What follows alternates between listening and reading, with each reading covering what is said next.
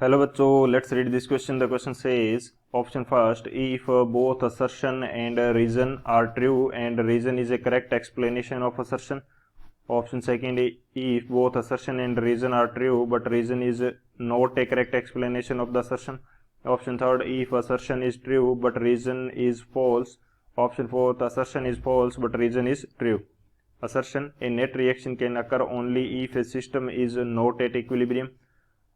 Reason statement, all reversible reactions occur to reach a state of equilibrium. सो इस question के अंदर हमें एक असर्शन और एक रीजन स्टेटमेंट दे रखा है, उसके अकॉर्डिंग हमें करेक्ट ऑप्शन चूज करना है। तो बात करते हैं हम लोग की कंसेप्ट की यदि बात की जाए इस क्वेश्चन के लिए की कंसेप्ट, तो हमारे पास क्या की कंसेप्ट यूज होगा। की कंसेप्ट हमारे पास रहेगा कि हम देखते हैं कि स्टेट ऑफ इक्विलिब्रियम क्या होगी। इक्विलिब्रियम की यदि बात की जाए तो इक्विलिब्रियम किस कंडीशन के अंदर हम बोलेंगे कि कोई रिएक्शन क्या है वो इक्विलिब्रियम में है। तो जब हमारे पास रेट ऑफ फॉरवर्ड रिएक्शन क्या होती है, इक्वल हो जाती है रेट ऑफ बैकवर्ड रिएक्शन के, तो उसको बोला जाता है state of equilibrium. When rate of forward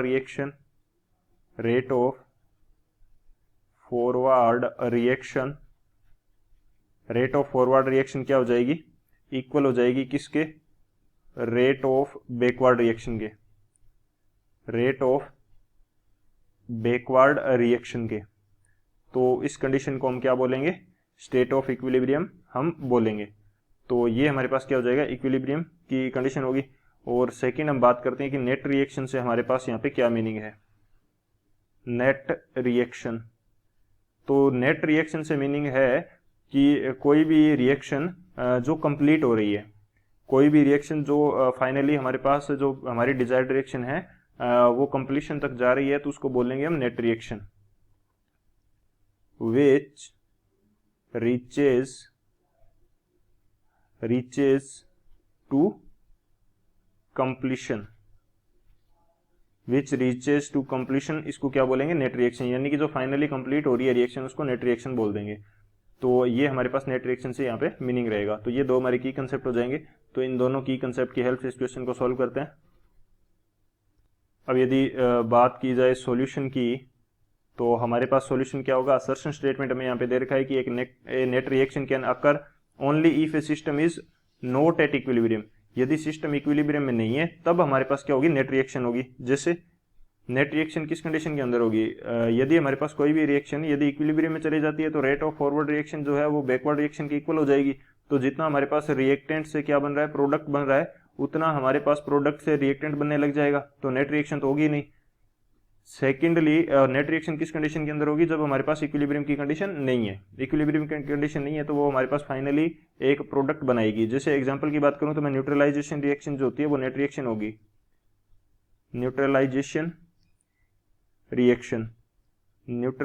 reaction जो है वो हमारे पास नेट रिएक्शन होगी। जैसे मैंने HCl की रिएक्शन करवाई किसके साथ, NaH के साथ, तो ये फाइनल हमें प्रोडक्ट बना के देगी NaCl प्लस H2O। तो ये हमारे पास नेट रिएक्शन का एग्जांपल है। ये कंप्लीट होगी ही होगी। तो ये इक्विलिब्रियम में नहीं जाती, इस वजह से ये कंप्लीट हो जाएगी। तो असर्शन स्टेटमेंट हमारा क्या है, करेक्ट है कि जो नेट रिएक्शन तभी होगी जब इक्विलिब्रियम की स्टेट नहीं है हमारे पास। यदि इक्विलिब्रियम स्टेट आ गई तो जितना रिएक्टेंट बन रहा था जितना प्रोडक्ट बन रहा था उतना प्रोडक्ट से फिर से रिएक्टेंट बनना स्टार्ट हो जाएगा और रिएक्शन कंप्लीट नहीं होगी। रीजन हमें क्या दे रखा है कि ऑल रिवर्सिबल रिएक्शंस होती है वो एक स्टेट तक पहुंच जाती है, इक्विलिब्रियम की स्टेट तक। तो रिवर्सिबल रिएक्शन का यदि मैं एग्जांपल की बात करूं तो जैसे मैंने ले लिया PCl5, तो ये ब्रेक डाउन हो रहा है किसके अंदर, PCl3 प्लस Cl2 के अंदर। तो कुछ टाइम के बाद में क्या हो जाती है, ये इक्विलिब्रियम की स्टेट पे पहुंच जाएगी। तो जहां पे रेट ऑफ फॉरवर्ड रिएक्शन है वो इक्वल हो जाएगी रेट ऑफ बैकवर्ड रिएक्शन के। तो ये रिवर्सिबल रिएक्शन का मीनिंग ये क्या हुआ कि डिजायर्ड रिएक्शन क्या है, रिएक्टेंट से प्रोडक्ट बनाना, लेकिन हमारे पास बैकवर्ड रिएक्शन भी स्टार्ट हो जाती है, प्रोडक्ट से वापस रिएक्टेंट बनाना स्टार्ट हो जाता है। तो दोनों के बीच में ऐसी कंडीशन आएगी जब जिस रेट से हमारे पास प्रोडक्ट बन रहा है उसी रेट से हमारे पास क्या बनेगा, रिएक्टेंट बनेगा। तो ये इक्विलिब्रियम की स्टेट में चली जाएगी। तो रिवर्सिबल रिएक्शन क्या होता है कि कभी कंप्लीट नहीं होती, वो इक्विलिब्रियम में चली जाती है। इक्विलिब्रियम वो क्या चली जाती है, इक्विलिब्रियम में चली जाती है, जिसकी वजह से हम क्या कहते हैं कि वो रिवर्सिबल रिएक्शन कंप्लीट नहीं हो रही है। सो यहाँ पे हमारा जो रीजन स्टेटमेंट है वो भी करेक्ट है कि रिवर्सिबल रिएक्शन अकर तभी reactions occurs to reach a state of equilibrium, तो वो इक्विलिब्रियम की स्टेट में पहुंच जाती है, तो ये भी हमारा करेक्ट है। लेकिन ये दोनों अलग अलग स्टेटमेंट है। अलग अलग स्टेटमेंट किस प्रकार से कि असर्शन स्टेटमेंट तो असर्शन में तो बोला गया है कि नेट रिएक्शन के बारे में बात की जा रही है, और रीजन स्टेटमेंट में हमें बोल रखा है कि रिवर्सिबल रिएक्शन। सो ये दोनों स्टेटमेंट तो करेक्ट है, लेकिन एक दूसरे को एक्सप्लेन ये नहीं करेंगे। क्यों? क्योंकि दो अलग अलग इंडिपेंडेंट स्टेटमेंट्स हैं। तो इस असर्शन स्टेटमेंट के लिए करेक्ट एक्सप्लेनेशन क्या होता, यदि यहाँ पे स्टेटमेंट दे रखा होता कि ये रीजन में हमें यदि दे देता कि नेट रिएक्शन जो होती है वो हमारे पास कंप्लीशन को जाती है या कंप्लीट हो जाती है, उनके वो रिवर्सिबल रिएक्शन नहीं होती, तो हम मान सकते थे कि वो रीजन करेक्ट एक्सप्लेन कर रहा है। लेकिन यहाँ पे दो ये इंडिपेंडेंट स्टेटमेंट है, तो कौन सा ऑप्शन करेक्ट हो जाएगा हमारे पास? जो ऑप्शन सेकंड है, both assertion and reason are correct, both assertion and reason are correct, but reason is not the correct explanation of assertion. So option second is the final answer.